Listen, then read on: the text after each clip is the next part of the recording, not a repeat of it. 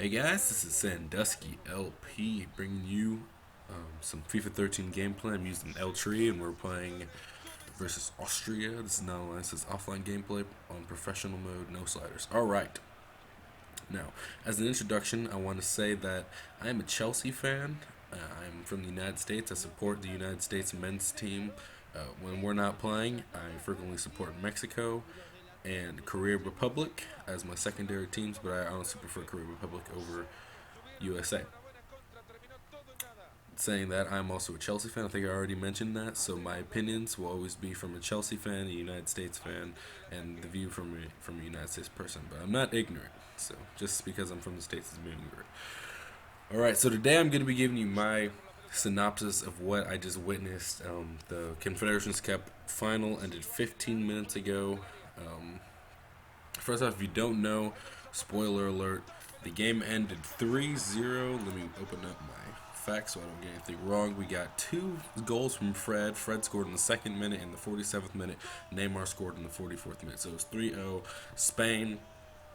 And the first thing I want to talk about is the performance of my boy Fernando Torres. I love this boy so much. 28 goals for Chelsea last year, and that's just really good. I mean, he seems to not score too consistently for us, but 28 goals in the season, that's two less than Mr. Suarez, Luis Suarez, who's rated very high by most Premier League analysis people. So I think 28 goals pretty freaking good for the Spanish guy. Um, in this tournament, from what I've seen, I did not watch the Tahiti game where he scored the four goals. I did watch the other game where he scored that one, and I liked it. It's whatever. I watched him in the Italy game, wasn't impressed. Watched him in the final just now, and again, he got into a lot of attacking spaces. I think he actually did played very well that last game, and I hope I don't get too much hate for that. But honestly, he did. I mean, he got into a lot of good positions, but he was fouled a lot, and that's the second point I want to get to. It was not only Torres that was fouled a lot; the whole Spanish side was fouled a lot. Um, the the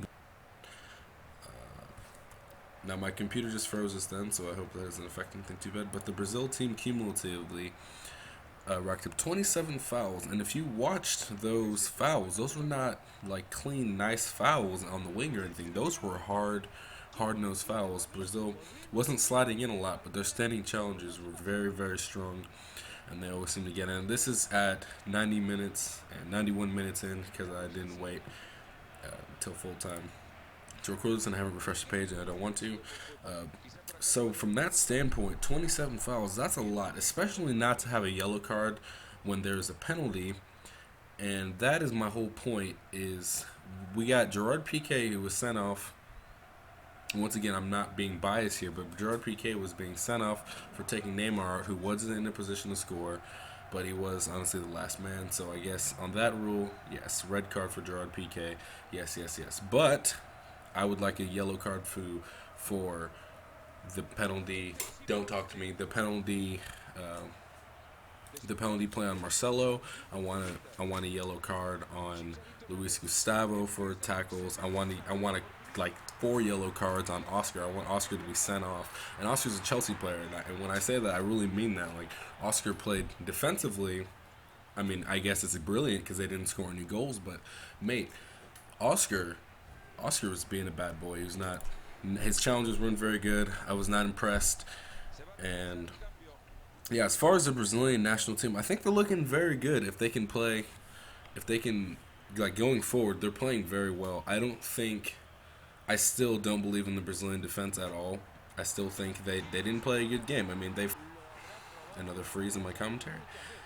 They fouled a lot. Just to be blunt, they got in a lot of risky challenges. Marcelo and David Luiz were kind of, as we say in England, David Luizing around where they were getting forward a lot. But David Luiz actually did impress me. His stop to keep the game 1-0, where he saved the Pedro shot, that was pretty amazing. And another impressive performance in my opinion would have to be Julio Cesar. He saved the David Villa shot. He saved actually quite a few shots. Obviously, he didn't save the penalty missed by Sergio Ramos.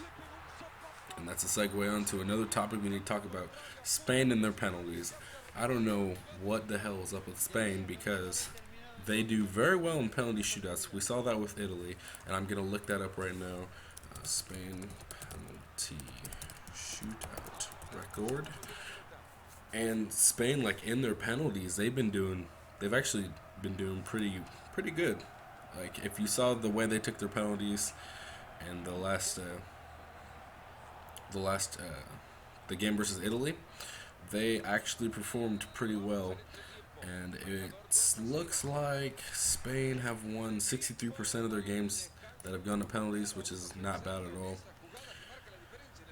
So I don't know what's up with that. If you guys have an opinion about that, let me know in the comments. But to be fair, to be fair, if you watch the Italy penalties, I don't know what's going on. And this is the second time in my young life that I've seen Sergio Ramos just make a mess out of a clutch penalty. Like there was this guy where he tried to take out the International Space Station like last year for Real Madrid, and now he goes way wide left, and I don't know why he went low. I mean, he shoots power free kicks, long distance free kicks for them. You'd think he would go top right, top left, straight down the middle, just bomb it hard, But Ramos he doesn't show up, and it's crazy.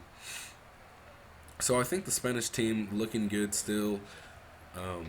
This is ahead of the World Cup, obviously, and interesting fact is that no team that's won the Confederations Cup has won the World Cup in the same year, which is I don't know how Brazil's going to feel about that. I'm sure they're going to be trying to do that, but I think it's good for Spain.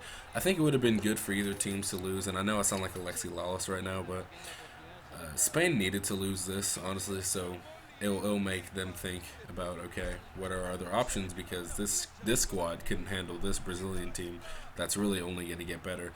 I mean, you got to think, between now and the World Cup, all those Brazilian players are returning back to Europe, going to the Premier League. Neymar is going to Barcelona, which is going to be interesting. Will he succeed there? I don't know. Leave a comment. But, we got players like Fred, who scored. I think he's winning the Golden Boot now, isn't he? I'm not sure about that, though, so don't fact check me on that.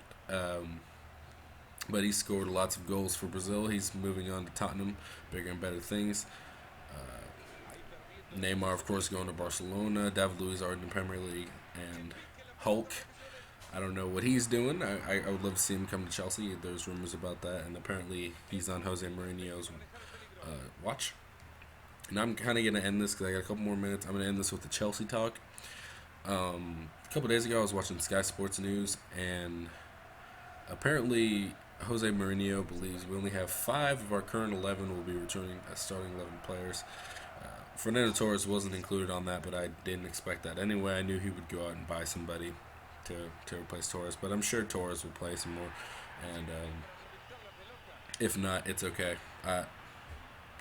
I'm a Torres fan and a Chelsea fan, so for me right now, I'm kind of in paradise as far as my football goes, but we'll see. So among the 5 players, I was pleasantly surprised, though. I have to say this: I was pleasantly surprised to see the fact that he considers Lampard a starter still, especially because Chelsea in the last couple of years, we've been getting rid of our older players, even though they're still good, which is kind of mental. He also said Ashley Cole, which is also good to see. I know you can feel any sort of way about Ashley Cole if you're an Arsenal fan or all that stuff, but that's just okay with me. So yeah, I'm just looking forward to the Premier League and the FIFA World Cup.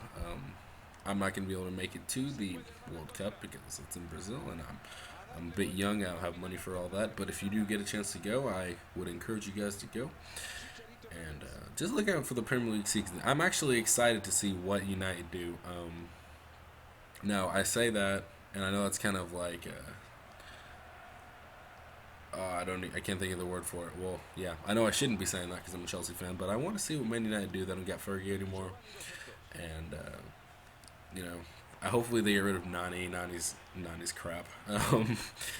But yeah, so that is it for me, guys. Because it's the end of the gameplay. I don't have much more to talk about. Let's just say Brazil, you played defense like dirty cunts. I'm not impressed. Spain, you didn't show up today, and You didn't win the Confederations Cup, still haven't won it, but you know I don't think you'll be too bothered. You've won every other fucking trophy you've gone for, and that's it for me. This has been Sandusky LP. If you want to see more videos from me, you can come onto my channel, unless you're already here, as I planned.